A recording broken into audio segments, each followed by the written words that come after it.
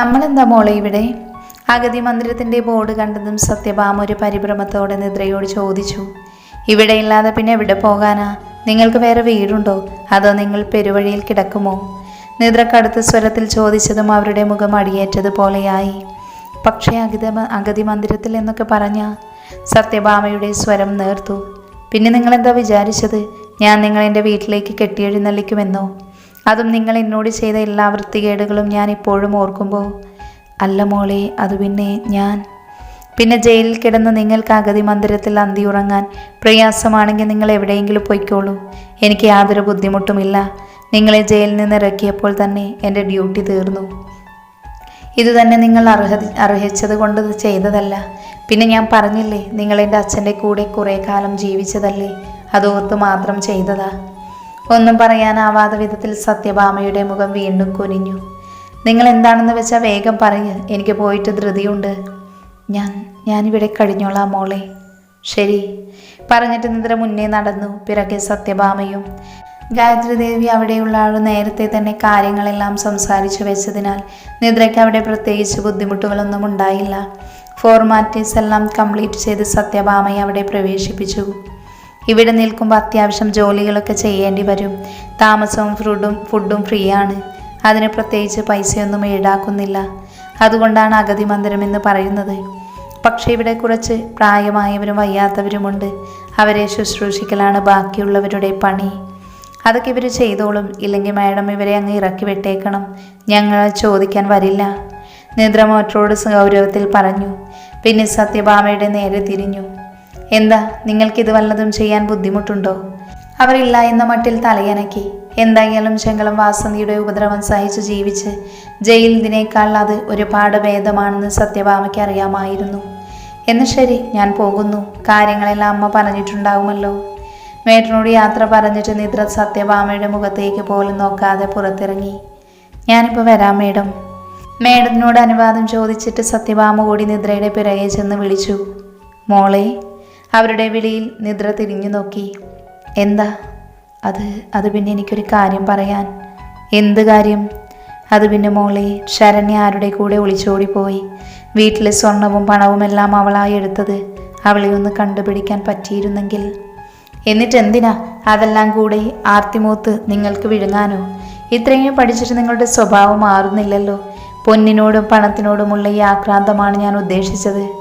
സത്യഭാമയ്ക്ക് അതിന് മറുപടി പറയാനുണ്ടായിരുന്നില്ല. പിന്നെ ശരണ്യെ എനിക്ക് പണ്ട് മുതലേ വെറുപ്പാണ്.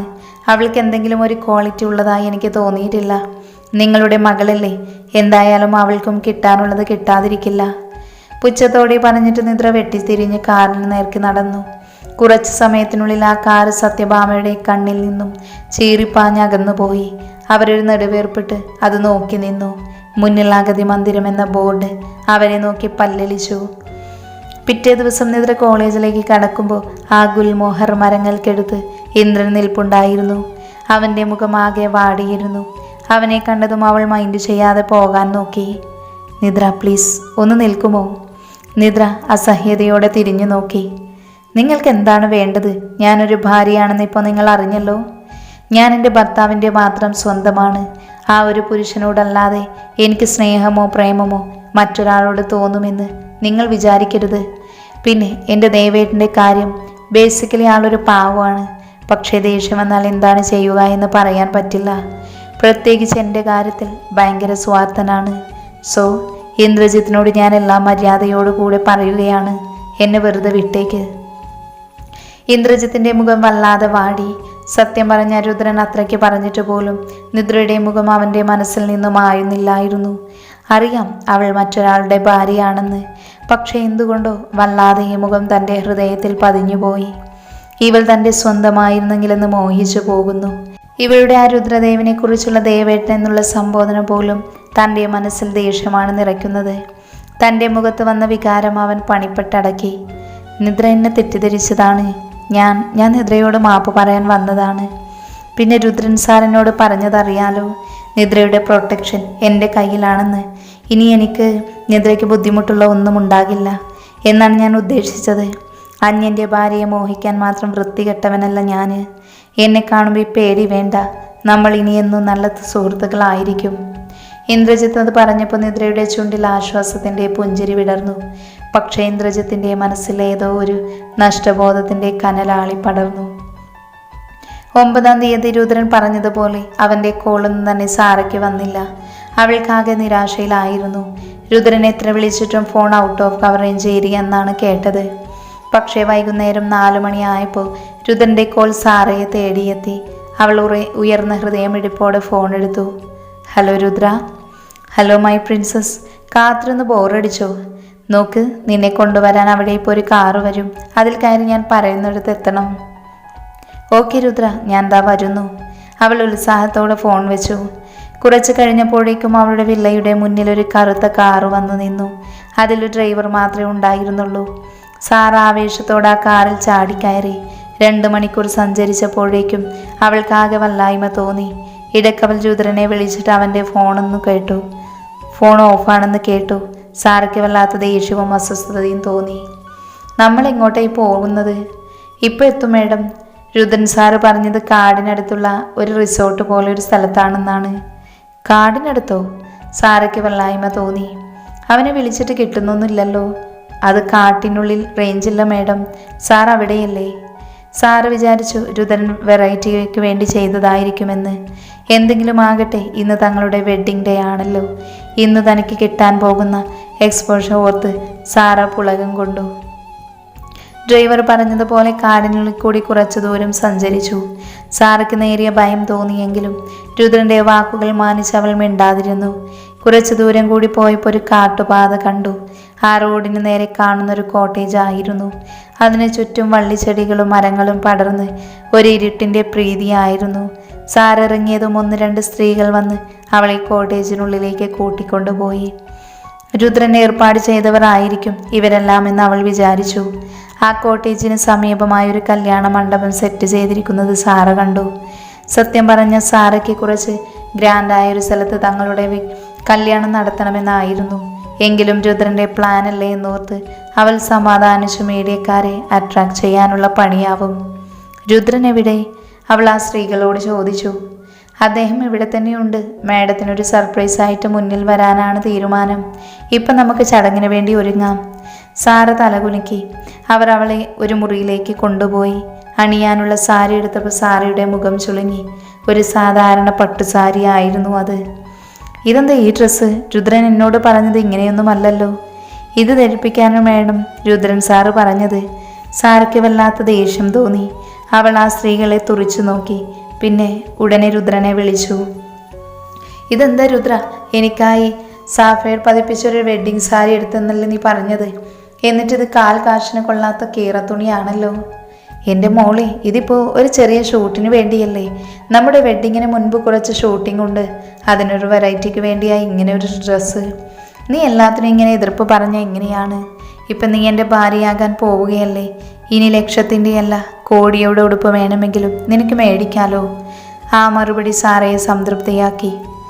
സോറി രുദ്ര, ഞാനിപ്പോൾ തന്നെ ഇത് ധരിക്കാം. സാറ പിന്നെ എതിർത്തില്ല. ആ സ്ത്രീകൾ അവരെ സാരി ഉടുപ്പിച്ചു, ആഭരണങ്ങൾ ധരിപ്പിച്ചു, മുടി പിന്നിയിട്ട് മുല്ലപ്പൂ ചൂടിച്ചു. കാതിൽ വലിയ ജിമിക്കയും കഴുത്തിൽ 2-3 നെക്ലേസും വലിയ 2 മാലയും കൈകളിൽ നിറയെ വളകളും ഓടിയണറും കാലിൽ പാദസരവും അണിയിച്ചു. അവളുടെ മുഖത്തും അവർ നന്നായി മേക്കപ്പ് ചെയ്തു. കണ്ണാടി നോക്കിയപ്പോൾ സാറയ്ക്ക് തൃപ്തി തോന്നി. സാരി കൊള്ളില്ലെങ്കിൽ എന്താ, ഇത്രയും ഗോൾഡ് തനിക്ക് രുദ്രൻ വാങ്ങിച്ചിട്ടുണ്ടല്ലോ. അതും വെറും പ്രീ വെഡ്ഡിങ് ഷൂട്ടിന് മാത്രം. കുറച്ച് കഴിയുമ്പോൾ തങ്ങളുടെ മാരേജ് നടക്കുമ്പോൾ എത്ര വിലയേറിയ ജ്വൽസ് ആയിരിക്കും ഇവർ തന്നെ അണിയിക്കുന്നത്. ആ സ്ത്രീകൾ തന്നെ സാറയെ പുറത്തെ കല്യാണ മണ്ഡപത്തിനരികിലേക്ക് കൊണ്ടുപോയി. എന്നിട്ട് അവിടെ വധുവിൻ്റെ സ്ഥാനത്തിരുത്തി. അവിടെ ഒരു പൂജാരി ഇരുന്ന് എന്തൊക്കെയോ മന്ത്രങ്ങൾ ചെല്ലുന്നുണ്ടായിരുന്നു. അരികിൽ ഫോർമൽ ഡ്രസ്സ് ധരിച്ച് കണ്ണട വെച്ച ഒരാൾ നിൽപ്പുണ്ടായിരുന്നു. അയാൾ രജിസ്ട്രാർ ആയിരുന്നു. വേറെ ആചാനുബഹുക്കളായ 5-8 ആളുകളും അവിടെ ഉണ്ടായിരുന്നു. അവർക്ക് ഗുണ്ടകളെ ശരീരഭാഷയായിരുന്നു. സാറയ്ക്ക് ഭയം തോന്നി. അവൾക്ക് തിരിഞ്ഞു നോക്കിയപ്പോൾ ആ സ്ത്രീകളെ അവിടെ കാണാനുണ്ടായിരുന്നില്ല. രുദ്രൻ എവിടെ? ഷൂട്ടിംഗ് ഉണ്ടെന്ന് പറഞ്ഞിട്ട് അവനെ കാണുന്നില്ലല്ലോ. ഫോണാണെങ്കിൽ അവൾ ഒരുങ്ങിയ മുറിയിൽ വെച്ച് മറന്നിരുന്നു. എന്തു ചെയ്യണമെന്നറിയാതെ സാറ പകർച്ചിരുന്നപ്പോഴാണ് കസവും മുണ്ടും ഷർട്ടും ധരിച്ച് സ്കാർഫ് കൊണ്ട് മുഖം മറച്ചൊരാൾ തൻ്റെ അരികിൽ വന്നിരുന്നു കണ്ട് സാറ ഞെട്ടിയത്. അത് രുദ്രനല്ലെന്ന് അവൾക്ക് ഒറ്റനോട്ടത്തിൽ മനസ്സിലായി. സാറ ഭീതിയോടെ നോക്കുമ്പോൾ പെട്ടെന്ന് സ്കാർഫ് മാറ്റി അയാൾ ചിരിച്ചു. ഹലോ സാറ മോള്, റോൾഡ് ഗോൾഡിൻ്റെ ആഭരണങ്ങളൊക്കെ ഇട്ട് സുന്ദരിയായിട്ടുണ്ടല്ലോ. ഈ വേഷത്തിൽ കാണാൻ എന്നാ സ്ട്രക്ചറാ. ആ മുഖം കണ്ട് സാറ ഞെട്ടിപ്പോയി. നീ എന്താ ഇവിടെ? രുദ്രൻ എവിടെ? നീ എന്തിനെങ്ങനെ പേടിക്കുന്നത്? ഇന്ന് നമ്മുടെ കല്യാണമല്ലേ? ആൽവിൻ ഒരു പുച്ഛച്ചിരി ചിരിച്ചുകൊണ്ട് ചോദിച്ചു. സാറയുടെ മുഖം പ്രേതത്തെ കണ്ടതുപോലെ വിളറി. സാറ ഞെട്ടലോടെ ഒന്ന് ചുറ്റും നോക്കുകയായിരുന്നു. അവൾക്കൊന്നും മനസ്സിലാകുന്നുണ്ടായിരുന്നില്ല. ചുറ്റും കൂടി നിൽക്കുന്നവരെല്ലാം ഏതോ നാടകത്തിന് തയ്യാറെടുത്ത് വന്നതുപോലെ അവളുടെ തലയിലാകെ ഇരുട്ട് വ്യാപിക്കാൻ തുടങ്ങിയിരുന്നു. അപ്പോഴേക്കും ആൽവിൻ എങ്ങനെയാണ് ഇവിടെ എത്തിയത്? രുദ്രനും അവനും തമ്മിൽ എന്ത് ബന്ധം? അവൾക്കൊന്നും മനസ്സിലാകുന്നില്ല. നീയോ? കണ്ണുകൾ ചുരുക്കി വെച്ച് സാർ ആൽവിൻ്റെ നേർക്ക് കൈ ചൂണ്ടി വിറച്ചു. അവൻ്റെ ചുണ്ടിലൊരു പരിഹാസ ചിരി വിടർന്നു. നീ എന്താ ഇവിടെ വന്നത്? രുദ്രനെ ഓരോന്ന് പറഞ്ഞ് തെറ്റിദ്ധരിപ്പിച്ച് ഞങ്ങളുടെ വിവാഹം മുടക്കാനോ? അതൊരിക്കലും നടക്കില്ല. നീ പറഞ്ഞ നുണക്കഥകൾ കേട്ട് വിശ്വസിക്കുന്നവനല്ല രുദ്രൻ. സാർ അവൻ്റെ നേർക്ക് പുച്ഛത്തോടെ പറഞ്ഞു.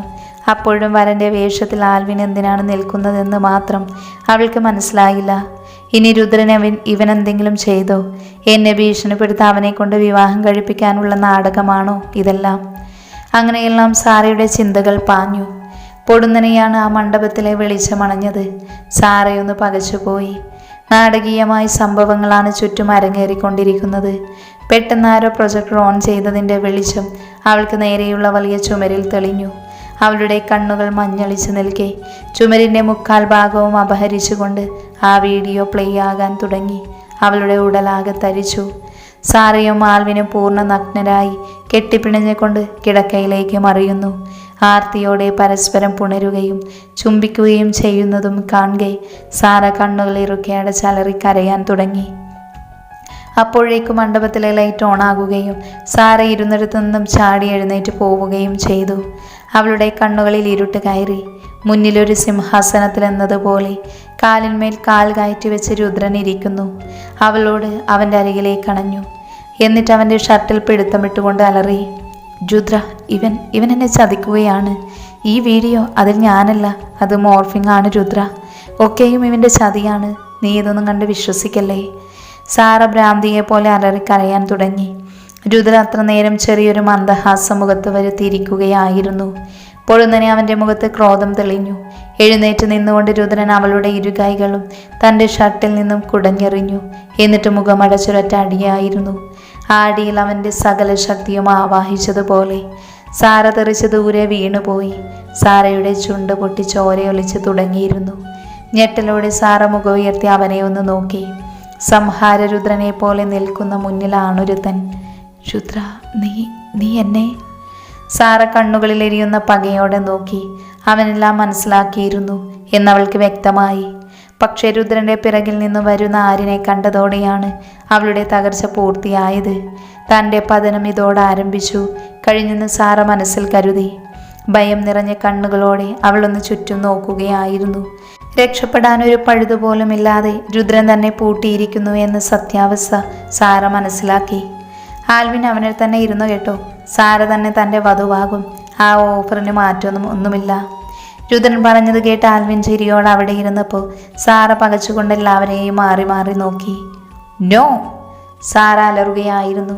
രുദ്രൻ പുച്ഛ നിറഞ്ഞ കണ്ണുകളാൽ അവളെ വീക്ഷിച്ചുകൊണ്ടിരുന്നു. ഈ ബാസ്റ്റഡ് എന്നെ ചതിക്കുകയായിരുന്നു.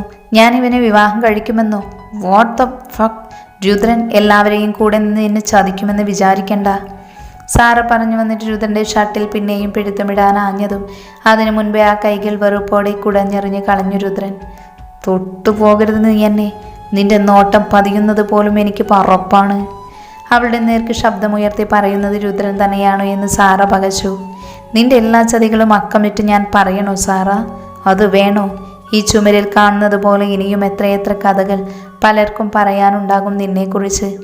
നിന്റെ അച്ഛനോട് എനിക്കിപ്പോൾ ബഹുമാനം തോന്നുന്നു. കാരണം ആ മനുഷ്യനില്ലായിരുന്നുവെങ്കിൽ നീ പണ്ട് എൻ്റെ ഭാര്യാസ്ഥാനം അലങ്കരിച്ചേനെ. ആളുകൾക്ക് മുന്നിൽ ഞാൻ അപഹാസ്യനായേനെ. ആ ഓർമ്മകളിൽ പോലും രുദ്രനും ഭയം തുളുമ്പി. അങ്ങനെയൊന്നും സംഭവിക്കാഞ്ഞത് എത്രയോ ഭാഗ്യം. സാറ വിളറി വെളുത്ത് നിൽക്കുകയാണ്. നിന്നെ പറ്റിയൊന്നും ഞാൻ അന്വേഷിക്കരുതെന്ന് ഞാൻ മണ്ടനായതുകൊണ്ടാണെന്ന് നീ കരുതരുത്. പകരം സ്നേഹിക്കുന്ന പെണ്ണിൻ്റെ പാസ്റ്റ് തിരക്കി പോകുന്ന ഒരു ചെറ്റയല്ലാത്തത് കൊണ്ടാണ് ഞാൻ. അതാണ് നിന്നെപ്പോലുള്ള പെണ്ണുങ്ങളുടെ വിജയവും. രുദ്രൻ അവജ്ഞയോടെ അവൾക്ക് നേരെ നോക്കി പറഞ്ഞു. സാറയ്ക്ക് എന്ത് പറഞ്ഞു പിടിച്ചു നിൽക്കുമെന്നൊരു പിടിയുമില്ലാതെയായി. അവളുടെ ശരീരം മുഴുവൻ വിയർത്തൊലിക്കാൻ തുടങ്ങിയിരുന്നു. അപ്പോഴേക്കും എല്ലാം കൊണ്ടും അവൾക്ക് സംഭ്രമെടുക്കാൻ തുടങ്ങി. രുദ്ര, ഞാൻ പറയുന്ന നീ ഒന്ന് കേൾക്കാമോ? ദയവ് ചെയ്ത്. ഒന്നുമില്ലെങ്കിലും നമ്മൾ ഒരുപാട് സ്നേഹിച്ചതല്ലേ? സാറ കരയുമ്പോൾ അവൻ്റെ മുന്നിൽ കേണു നോക്കി. അവസാന പിടിവള്ളി എന്നതുപോലെ ഒന്ന് എഴുന്നേറ്റ് നിന്നുകൊണ്ടവൾ രുദ്രനെ പ്രതീക്ഷയോടെ നോക്കി. അവൻ്റെ കണ്ണുകളിൽ അവളോടുള്ള വെറുപ്പ് മാത്രമായിരുന്നു അവൾക്ക് കാണാൻ കഴിഞ്ഞത്. ഒരക്ഷരം ഇനി നീ ശബ്ദിച്ചു പോകരുത് സാറ. നിനക്കെന്നോടുള്ള സ്നേഹം ആത്മാർത്ഥമായിരുന്നുവെങ്കിൽ പോലും പലതും ക്ഷമിച്ചേനെ. പക്ഷെ നീ ഞാൻ കണ്ടിട്ടുള്ളതിൽ വെച്ച് ഏറ്റവും മോശമായ സ്ത്രീയാണ്. രുദ്രൻ അത് പറയെ സാറ തകർന്ന തരിപ്പണമായി. അവളുടെ കണ്ണുകൾ നിറഞ്ഞൊഴുകിക്കൊണ്ടിരുന്നു. എനിക്കൊരു വീഴ്ച വന്നപ്പോൾ എന്നെ കൈപിടിച്ച് ഉയർത്തേണ്ടിയിരുന്ന നീ എന്നെ താഴെ തള്ളിയിടാനാണോ ശ്രമിച്ചത്? പലർക്കും അപ്പോൾ കിടക്ക പങ്കിട്ടുകൊണ്ട് എന്നെ തന്നെ മറ്റുള്ളവർക്ക് മുന്നിൽ നീ അപഹാസ്യനാക്കി. നിനക്കെന്നെ വേണ്ടായിരുന്നുവെങ്കിൽ ഉപേക്ഷിച്ച് പോകാമായിരുന്നില്ലേ? മറ്റൊരു പെണ്ണിൻ്റെ ജീവിതം കൂടി വെച്ചാണ് നീ അന്നേരം കളിച്ചത്. ഒരു സ്ത്രീയായ നീ അത് ചെയ്യുമോടി? അവളുടെ നേർക്ക് വിരൽ ചൂണ്ടിക്കൊണ്ട് രുദ്രൻ അലറി. അതിന് നീയൊക്കെ ഒരു പെണ്ണാണോ? രുദ്രൻ അവളെ പൂർണ്ണമായും പുച്ഛിച്ച് തള്ളി. സാറ നനഞ്ഞ കണ്ണുകളോടെ തല താഴ്ത്തി. പിന്നീട് സാറ ചെയ്തതെല്ലാം അവൻ എണ്ണി എണ്ണി അവൾക്ക് മുന്നിൽ പറഞ്ഞു. തെളിവുകളടക്കം അവൻ അവൾക്ക് കാണിച്ചു കൊടുത്തു. ഒരു തരത്തിലും ഒഴിവാക്കാൻ പറ്റാത്തവണ്ണം അവൾ അവനെ പൂട്ടി. എല്ലാം പറഞ്ഞു കഴിഞ്ഞതും രുദ്രൻ കിതച്ചു പോയിരുന്നു. അവൻ അണപ്പോടെ സോഫയിലേക്ക് അമർന്നു. സാറയ്ക്ക് പിന്നീട് അവൻ്റെ മുഖത്ത് പോലും നോക്കാൻ പ്രയാസം തോന്നി. എല്ലാം അവൻ മനസ്സിലാക്കിയ അറിഞ്ഞവൾ അവന് മുന്നിൽ വിവസ്ത്രയാക്കപ്പെട്ടതുപോലെ ചൂളിപ്പോയി. മുഖം കുനിച്ച് തനിക്ക് മുന്നിൽ കുറ്റവാളിയെ പോലെ നിൽക്കുന്നവളെ അത്യന്തം വെറുപ്പോടെയും അറപ്പോടെയുമാണ് രുദ്രൻ നോക്കിയത്. അവൻ്റെ കണ്ണുകൾ ചുവന്നു തുടുത്തിരുന്നു. പക്ഷേ എനിക്ക് നിന്നോടൊരു തീർത്താൽ തീരാത്ത നന്ദി പറയാനുണ്ട്. മനഃപൂർവ്വമല്ലെങ്കിലും നീ ചെയ്തു പോയൊരു ഉപകാരത്തിന്. മുഖം കുനിച്ചിരുന്ന രുദ്രൻ കണ്ണുകൾ ഉയർത്തി അവളെ നോക്കി. സാറ മനസ്സിലാകാത്തതുപോലെ അവനെ ഒന്ന് നോക്കി. നിദ്ര. അവൻ്റെ ചുണ്ടുകൾ മൊഴിഞ്ഞു. അത്രയും മൃദുലമായി അവൻ ആ പേരുച്ചരിച്ചതും സാറയുടെ കണ്ണുകളിൽ പകയരിഞ്ഞു. മഞ്ഞുപോലെ ഒരു പെൺകുട്ടി, അവളെ എൻ്റെ ജീവിതത്തിലേക്ക് കൊണ്ടുവരാൻ കാരണക്കാരി നീയാണ്. അതിന് നിന്നോട് എനിക്ക് നന്ദിയുണ്ട്. എല്ലാം പറഞ്ഞു തീർത്തെന്ന ബോധ്യത്തിൽ രുദ്രൻ പിന്നെയും ഒന്ന് എഴുന്നേറ്റു. സാറ പിടഞ്ഞുകൊണ്ട് പിന്നാക്കം നീങ്ങി. അവൻ്റെ ചേഷ്ടകളൊക്കെയും അവളിൽ ഭയം നിറച്ചുകൊണ്ടിരുന്നു. എല്ലാം അപ്പം മംഗളമായി നടക്കട്ടെ. ആൽവിൻ നിനക്ക് പറ്റിയ ഒരു പങ്കാളി ആയിരിക്കും. ആൽവിനും സാറ സഹകരിച്ച് പ്രവർത്തിക്കാൻ സന്മനസ് കാണിക്കുന്ന ഭാര്യ തന്നെയാകും കേട്ടോ. എല്ലാം കണ്ടറിഞ്ഞ് സാറ ചെയ്തോളും. അവനും സിനിമ പിടിക്കുന്ന ആളാണ് കേട്ടോ സാറ. മറ്റേ വീടിയാണെന്ന് മാത്രം. രുദ്രൻ്റെ കണ്ണുകളിൽ പരിഹാസം കലർന്ന പുഞ്ചിരി തങ്ങി നിന്നു. ഞെട്ടലോടെ സാറ അവനെ നോക്കി, പിന്നെ ആൽവിനെയും. അപ്പോഴേക്കും ആ രണ്ട് സ്ത്രീകൾ അവളുടെ പിന്നിൽ വന്ന് നിരന്ന് നിന്നിരുന്നു. എങ്കിൽ പിന്നെ കെട്ട് നടക്കട്ടെ, അതിന് മുടക്കമൊന്നും വരുത്തണ്ട. ഇരു കൈകളും 1-2 വട്ടം കൊട്ടി രുദ്രൻ പറഞ്ഞപ്പോൾ സാറ ഇല്ലെന്ന് അലറി വിളിച്ചുകൊണ്ട് എങ്ങോട്ടെന്നില്ലാതെ ഓടാൻ തുടങ്ങി.